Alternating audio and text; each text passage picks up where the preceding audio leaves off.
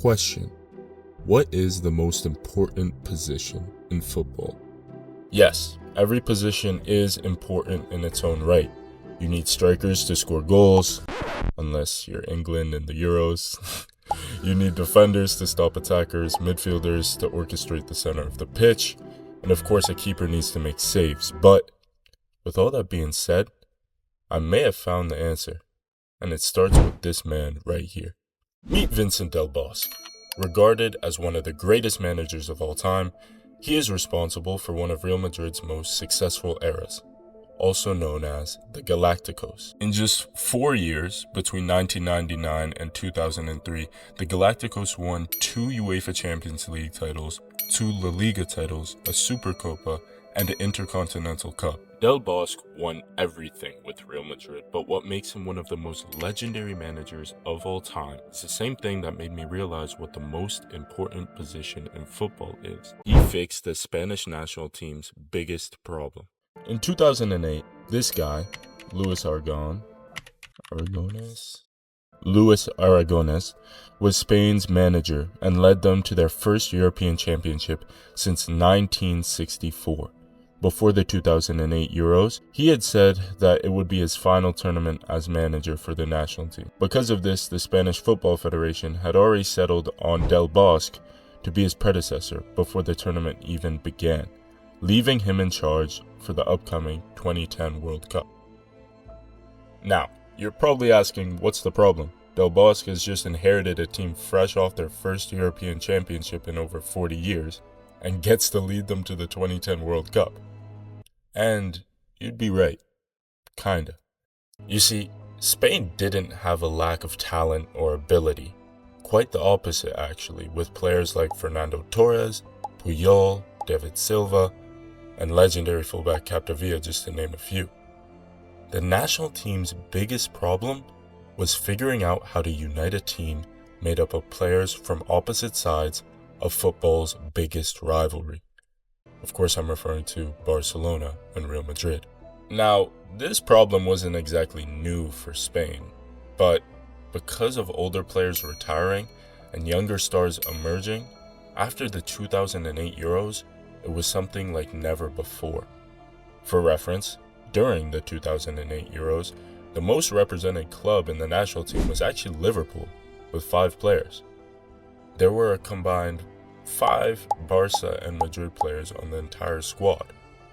You want to guess how many Barca and Madrid players made up the squad going into the 2010 World Cup with Del Bosque? 12. More than double.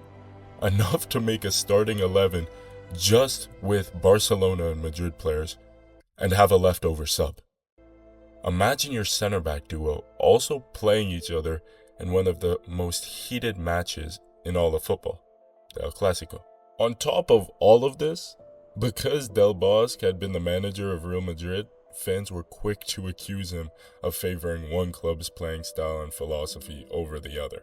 With the tensions of rivaling clubs, accusations of favoritism by fans, and the pressure being at an all-time high after coming off a historic Euro win, Del Bosque knew he had his work cut out for him for the 2010 World Cup. But what happened next, I'm not sure if Del Bosque's biggest supporter would even predict. Spain had not only won the World Cup in 2010, but just to cement his legacy as one of the greatest to ever do it, he also led them to win the 2012 Euros, making Spain the only team to this day to win back-to-back Euros. But why am I talking about a manager? We're here to find out what the most important position in football is. Well, it has to do with one of those young stars I mentioned that caused the increase in Barca-Madrid tensions in the national team. His name was Sergio Busquets, and I think Vincent Del Bosque said something about him that answers that question. Del Bosque said, "You watch the game, you don't see Busquets. You watch Busquets, you see the whole game. With him, football becomes more fluid." The central defensive midfielder, DM, 6, or whatever you refer to this position as, is the most important position in all of football? Let me explain. For me, measuring the importance of a position is simple.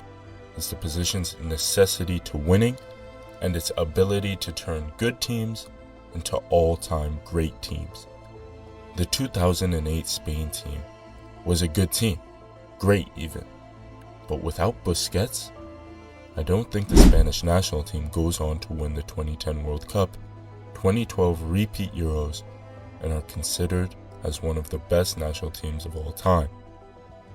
And I know what you're thinking. How can you attribute Spain's greatness to just one player? That's crazy, that's unfair. Which is true, but it led me to a much larger discovery. I started looking back on other great teams, both club and country, and what I found is shocking. Every team that is regarded as historically great, at its heart, had a world-class defensive midfielder. Don't believe me?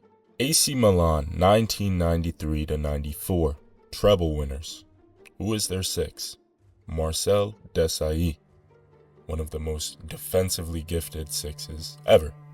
Arsenal 2003-2004, the Invincibles, the only Premier League side to go undefeated the entire Premier League season. Patrick Vieira. Oh, and if you think Vieira was more of a box-to-box midfielder, not really a defensive midfielder, that's understandable.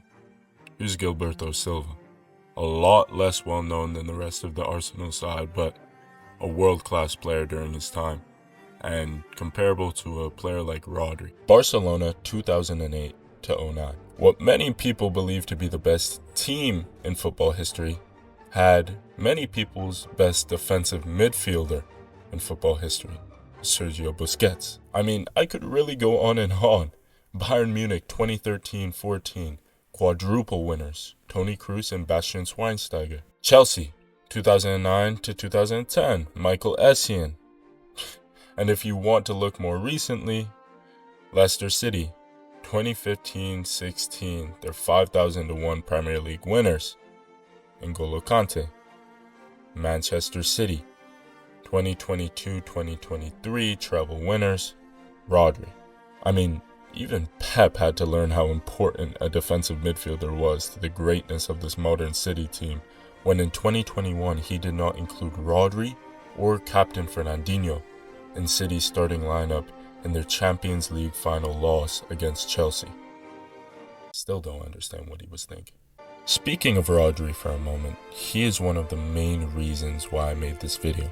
With the 2024 Ballon d'Or approaching, and him being on a majority of the power rankings of who might win it, whether or not you believe Rodri should end up winning the award or not, there's definitely an argument for and against. But looking at the bigger picture, I think the Ballon d'Or highlights what I believe to be a paradox for the defensive midfielder. Created in 1956, the Ballon d'Or is an award over 60 years old. In those 60 years, how many defensive midfielders do you think have won? At least 10 to 15? Try one. And Lothar Matthäus, the man who won the award in 1990, is sometimes considered too attacking to be a defensive midfielder at all. So how is this possible? If almost every all-time great team has an equally all-time great defensive midfielder, how has the award only been given to one DM? The answer is publicity. Professional football is a business, and so are the awards given to professional footballers. While the Ballon d'Or is an honor for the player getting it, it is ultimately given out to drive more people to watch football. Unfortunately, for a defensive midfielder, it is a lot easier to sell people to watch flashy skills and outrageous goals, mostly done by forwards, than it is to sell them on the stability a great DM brings to a team. I'm curious how Rodri will do in this year's Ballon d'Or given how crucial he's been for both City and Spain, but I also won't be surprised if Vinicius Jr. or Bellingham wins it for the reasons that I just discussed. Thank you for watching the video, and let me know what you think in the comments below. I'm just getting started on this channel, and if you like what you see so far, please subscribe and turn that bell on.